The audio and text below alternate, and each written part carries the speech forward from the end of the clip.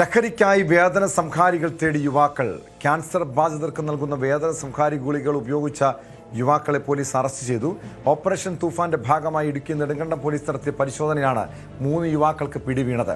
വേദന സംഹാരി ഗുളികകൾ കുത്തിവെച്ചാണ് ഇവർ ലഹരി കണ്ടെത്തിയിരുന്നത്. പ്രിൻസ് ജെയിംസ് ചേരുന്നു ഇടുക്കിയിൽ നിന്ന് വിവരങ്ങളുമായി. പ്രിൻസ്, ലഹരി ഉപയോഗിക്കുന്ന കുട്ടികളുടെ ജീവിതം എത്രത്തോളം അപകടത്തിലേക്ക് പോകുന്നു എന്നതിൻ്റെ പ്രധാനപ്പെട്ട തെളിവാണിത്. കാരണം സാധാരണ കഞ്ചാവോ മറ്റ് സിന്തറ്റിക് ഡ്രഗുകളോ ഉപയോഗിച്ചാലും അവർക്ക് വേണ്ടത്ര ലഹരി കിട്ടുന്നില്ല. അതുകൊണ്ട് തന്നെ അങ്ങേയറ്റം മാരകമായിട്ടുള്ള വേദന സംഹാരി ഗുളികകൾ അവർ ഉപയോഗിക്കുന്നു. അത് കുത്തിവയ്ക്കുന്നു, ശരീരത്തിൽ കുത്തിവയ്ക്കുന്നു. അതിൻ്റെ ദൂഷ്യഫലങ്ങളൊന്നും ഈ കുട്ടികൾക്ക് അറിവുണ്ടോ എന്ന് പോലും സംശയമാണ്. പക്ഷേ അങ്ങേയറ്റം അപകടകരമായ അവസ്ഥ. ഇതെങ്ങനെയാണ് പോലീസിന് ഇതേക്കുറിച്ച് വിവരം ലഭിച്ചത്? ടോം, തീർച്ചയായും വലിയ ഒരു സാഹചര്യം. അതായത് പ്രത്യേകിച്ചും കുട്ടികളായ വിദ്യാർത്ഥികളായവരൊക്കെ ലഹരിക്കായി പുതിയ വഴികൾ തേടുന്ന ഒരു സാഹചര്യമാണ് നമുക്കിപ്പോൾ മനസ്സിലാക്കാൻ സാധിക്കുന്നത്. എന്തൊക്കെ മാർഗങ്ങളിലൂടെയാണെങ്കിലും ലഹരി കണ്ടെത്തുക എന്നൊരു ലക്ഷ്യം ഈ കുട്ടികൾ സ്വീകരിക്കുന്നു എന്ന് നമുക്ക് കരുതാൻ. പ്രത്യേകിച്ചും ഇന്ന് അറസ്റ്റിലായിരിക്കുന്നത് അല്ലെങ്കിൽ പോലീസ് പിടിയിലായിരിക്കുന്നത് 22-23 വയസ്സ് മാത്രം പ്രായമുള്ള യുവാക്കളാണ്. അതുകൊണ്ട് തന്നെ ഈ ഒരു വിവരത്തെ എത്രമാത്രം സമൂഹത്തിലേക്ക് ഇറങ്ങിച്ചിരിക്കുന്നു എന്ന് വേണം നമുക്ക് നോക്കിക്കാണാം. ഇന്നലെ പോലീസ് പരിശോധനയ്ക്കിടെയാണ് നെടുങ്കണ്ടം മേഖലയിൽ പോലീസ് നടത്തിയിരുന്ന വാഹന പരിശോധനയ്ക്കാണെങ്കിൽ നൈറ്റ് പെട്രോളിങ്ങിനിടെയാണ് സംശയാസ്പദമായ രീതിയിൽ 2 യുവാക്കളെ ആദ്യം കാണുകയായിരുന്നു. അങ്ങനെ അവരെ ചോദ്യം ചെയ്ത് അല്ലെങ്കിൽ അവരുടെ പരിശോധനയ്ക്കുമ്പോഴാണ് അവരുടെ കൈവശത്തിൽ നിന്നും ഇത്തരത്തിൽ ക്യാൻസർ പേഷ്യൻസിനൊക്കെ നൽകുന്ന വേദന സംഹാരി ഗുളികകളുടെ കിട്ടിയത്. അതായത് പ്രത്യേകിച്ചും കീമോതെറാപ്പി അടക്കമുള്ള ചികിത്സയ്ക്ക് ശേഷം വേദന കുറയുന്നതിനായി രോഗികൾക്ക് നൽകുന്ന ഗുളികകളാണ് ഇത്തരത്തിൽ ഇവരുടെ കയ്യിൽ നിന്ന് വ്യാപകമായി കണ്ടെത്തിയത്.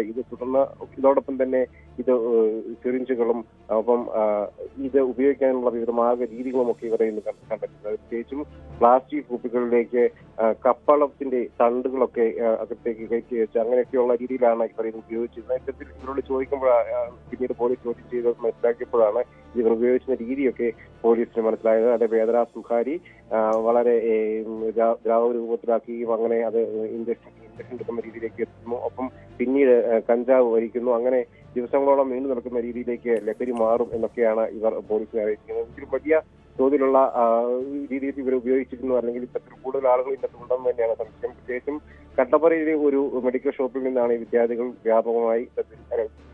യുവാക്കൾ വ്യാപകമായി ഇത്തരത്തിൽ ഗുളികകൾ വാങ്ങിയത്. മറ്റൊരാളുടെ നിർദ്ദേശപ്രകാരമാണ് ഗുളികകൾ വാങ്ങിയെന്ന് അറിയുന്നു. അയാളെ കുറിച്ചുള്ള അന്വേഷണം ആരംഭിച്ചിട്ടുണ്ട്. അങ്ങനെ ഈ 2 യുവാക്കളാണ് ആദ്യം ഇക്കാര്യത്തിൽ അറസ്റ്റ് പിടികൂടുന്നത്. അപ്പം സമീപത്ത് നിന്ന് മറ്റു യുവാവിനെയും പിടികൂടുന്നു. ഇയാൾക്കും ഇത്തരം ലഹരി ഉപയോഗത്തിൽ പങ്കുണ്ടെന്നാണ് അറിയുന്നത്.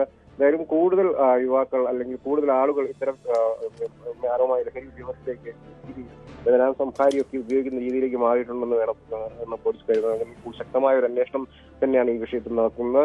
പ്രത്യേകിച്ചും ഈ ഗുളികകൾ വാങ്ങാൻ ഈ യുവാക്കളോട് പറഞ്ഞവരെ സംബന്ധിച്ചുള്ള അന്വേഷണം നടത്തും. ഒപ്പം ഈ മെഡിക്കൽ ഷോപ്പ് അടക്കം വിവിധ മെഡിക്കൽ ഷോപ്പിൽ നിന്നും വ്യാപകമായി ഇത്തരത്തിൽ ഗുളികകൾ വാങ്ങുന്നവരുണ്ടോ എന്നതടക്കമുള്ള കാര്യങ്ങൾ പരിശോധിക്കും. കാരണം വിവിധ മേഖലകളിൽ ഇത്തരത്തിൽ ഈ ലഹരി ഉപയോഗത്തിലേക്ക് മാറിയിട്ടുണ്ടോ എന്നടക്കം പരിശോധിക്കേണ്ടതുണ്ട്. പ്രത്യേകിച്ചും ക്യാൻസർ പോലുള്ള മാരക രോഗങ്ങൾക്ക് വേദന സംസാരിയായി കൊടുക്കുന്ന ടാബ്ലറ്റുകളാണ് ഇത്തരത്തിൽ ഉപയോഗിക്കുന്നത്. അത് വലിയ തോതിലുള്ള മാരകമായ ദൂഷ്യഫലങ്ങളൊക്കെ കുട്ടികൾക്കുണ്ടാകും അല്ലെങ്കിൽ യുവാക്കൾക്കുണ്ടാകും. അതുകൊണ്ട് തന്നെ ഇത് എത്രമാത്രം ആളുകളിലേക്ക് പേരിലേക്കൊക്കെ ഇറങ്ങി ചെല്ലുന്നു, വ്യാപകമായിരിക്കുന്നു എന്നൊക്കെ അന്വേഷിച്ച് കൂടുതലായി കൃത്യമായ ഒരു വിവരം അന്വേഷിക്കേണ്ടതുണ്ട്. ശക്തമായ ഒരു അന്വേഷണം ഈ കാര്യത്തിൽ ഉണ്ടാകുമെന്ന് തന്നെയാണ് പോലീസ് വ്യക്തമാക്കുന്നത്.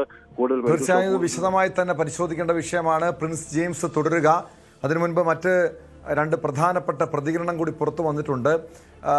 ഇന്ന് മുഖ്യമന്ത്രി വി.ഡി. സതീശൻ പറഞ്ഞത് ലഹരി മാഫിയയുടെ വേരറുക്കുമെന്നാണ്. ഇതിനായി ഏതറ്റം വരെയും പോകും, എത്ര ഉന്നതനായാലും നടപടി ഉണ്ടാകും.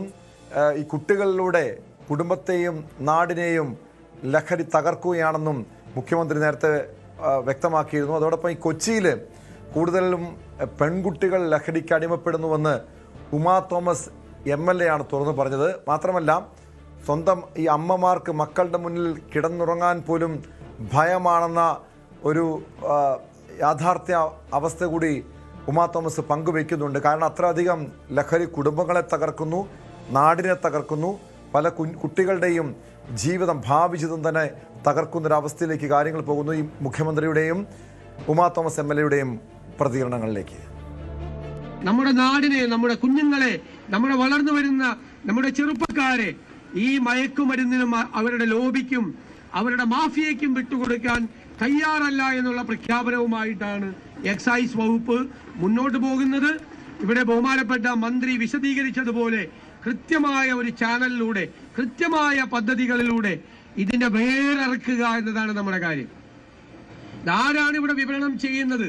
ഇത്ര വലിയ നെറ്റ്വർക്ക് ഉണ്ടാക്കിയിരിക്കുന്നത് ആരാണ്? ഇത്രയും വലിയ മാഫിയ ആരാണ്?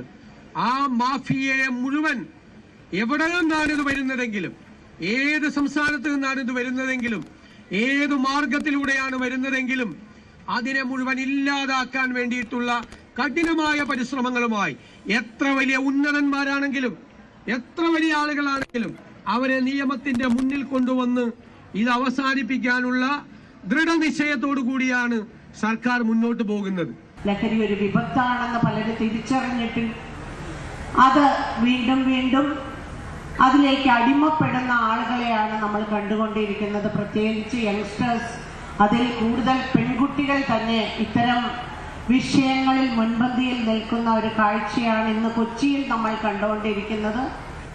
ഇതിനൊരു മാറ്റമുണ്ടാവാൻ, ഇത് പിടിക്കപ്പെടാൻ, ഇതിൽ ഒരു വലിയ റാക്കറ്റ് പ്രവർത്തിക്കുന്നുണ്ട് എന്നുള്ളത് തിരിച്ചറിഞ്ഞ് ഓപ്പറേഷൻ തൂഫാൻ എന്ന് ആഹ്വാനം ചെയ്ത് ഇന്ന് വളരെയധികം ഇതിന്റെ വിപണനം നടത്തുന്ന ആളുകളെ, ഇതിന്റെ ഉത്ഭവം എവിടെയാണെന്ന് കണ്ടുപിടിക്കാനായിട്ട് വളരെ ശ്രമകരമായ പരിപാടി നടത്തുന്നുണ്ട്. ഇന്നലത്തെ ദിവസം ഓപ്പറേഷൻ തൂഫാന്റെ ഭാഗമായിട്ട് കേരളത്തിലുടനീളം ഇതിനായിട്ടുള്ള പരിപാടികൾ നടന്നു എന്നത് നിങ്ങൾക്ക് എല്ലാവർക്കും അറിയാം. അതുപോലെ തന്നെയാണ് സാമൂഹ്യനീതി വകുപ്പും ഇത് ഏറ്റെടുത്ത് സമൂഹത്തിന്റെ രക്ഷയ്ക്ക് നാളുകളിൽ നമ്മളുടെ കുട്ടികളുടെ തലച്ചോറില്ലാതാവുന്ന ഒരവസ്ഥ ഇന്ന് നമ്മൾക്ക് തിരിച്ചറിയേണ്ടതുണ്ട് എന്ന് മനസ്സിലാക്കിയിട്ടാണ് ഇങ്ങനെ ഒരു സംരംഭം ഏർപ്പെടുത്തിയിരിക്കുന്നത്. പ്രിൻസ് ജെയിംസ് ചേർന്നു വീണ്ടും. പ്രിൻസ്, ലഹരിയുടെ വേരറുക്കണം, അതിനുവേണ്ടി പോലീസും എക്സൈസും കടുത്ത നടപടികളുമായി മുന്നോട്ട് പോകുന്നുണ്ട്. നമുക്കറിയാം